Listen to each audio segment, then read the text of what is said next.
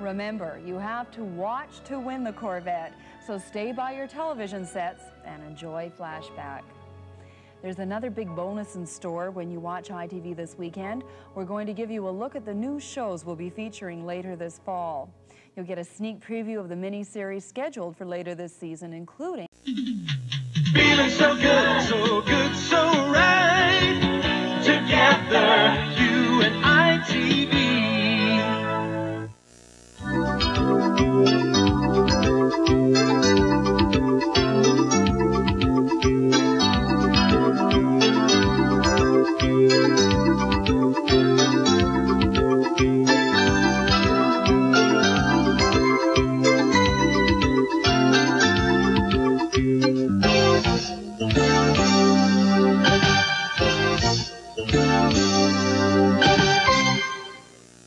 Hello everyone and welcome to a Thursday morning. Well, you may have read about her in Time Magazine, Reader's Digest, People, or Us.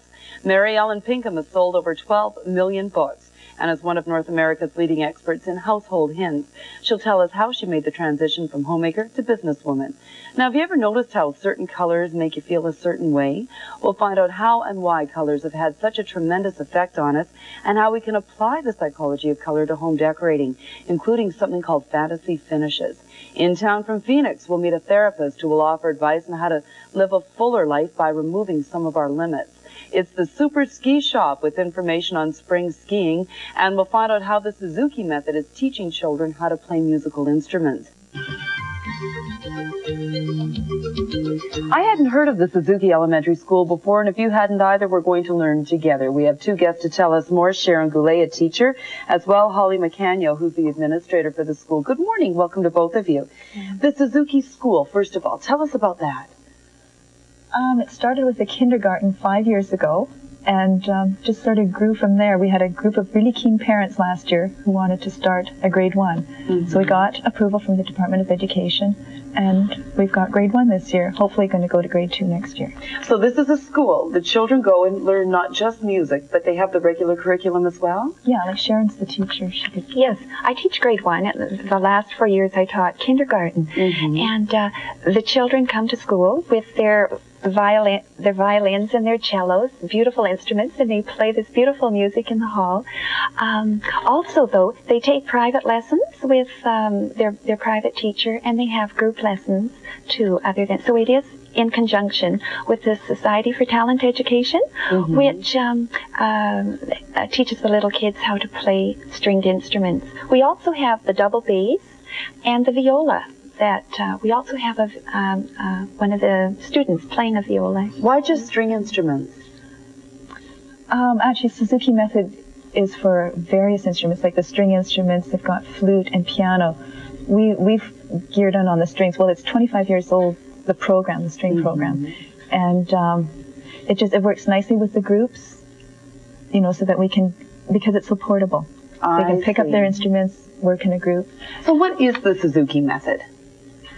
It was developed by Dr. Suzuki from Japan many years ago. I don't know how many. It's a mother tongue method. Like he married a German lady, so he was in Germany and was amazed that German children could speak German, Japanese children could speak Japanese, and he was wondering how come. And so he just transferred it to music. Like, children listen a lot to the music before they actually start playing it. So they know, like, they don't read notes for a few years. So that's how it would differ from other methods of learning how to play musical instruments. Right, and that's why they teach them very young, too, because the child is with the mother or the father, whoever is at home, and spends a lot of time with them, and teaches them as if they would teach the language. They listen, there's a lot of repetition, and most important, the parent is encouraging and just delighted with every little move that the child makes. So there's a great deal of parental involvement in this program then, and commitment as well? Yeah. Like the first year, the parent also gets an instrument, and then they come, great fun, so that the parent would come to the lessons. The child just gets a short period of the lesson. If they're small, they don't have the attention span. I see. So then the parent gets taught the rest of the time, because they have to do all this at home, all the working with them at home. How young are some of the students when they start to learn through the Suzuki method? I'd say about 3 is the youngest, but we take them like 5 years old. When they enter kindergarten, it seems to be really successful. Do they learn just music, or do they learn the rest of they must have math and English and science in the school, yeah. Yes, right. We follow the Alberta curriculum for kindergarten and grade 1. They also at our school have a half an hour of French included, where the class breaks up into 2 groups, or 3 sometimes, depending how many instruments, and into music and French. Now, do you have students who attend the school full-time as regular students for an elementary grade 1 education, as well as those who come just for the music program?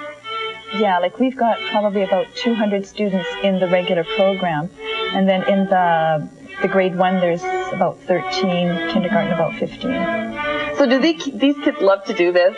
Oh, they were so excited to come on the show, and after they saw themselves, they were delighted with what they had achieved, and it's as if it's part of they just pick the instrument up and will play for you solos. And do you teach sort of like, you know, when young children, when you think of music lessons, they say, oh, please don't make me practice, please don't make me go to classes. Is this a slightly different attitude when they learn music this way? Yeah, this is different because they all sort of spur each other on, they all motivate, like it's not competitive. But they do all motivate each other, and they're so happy when somebody else achieves a goal.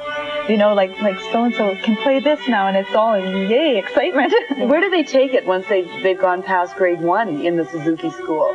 Well, we're hoping this year to have grade 2, and probably go up to grade 3, and then maybe sit there for a while.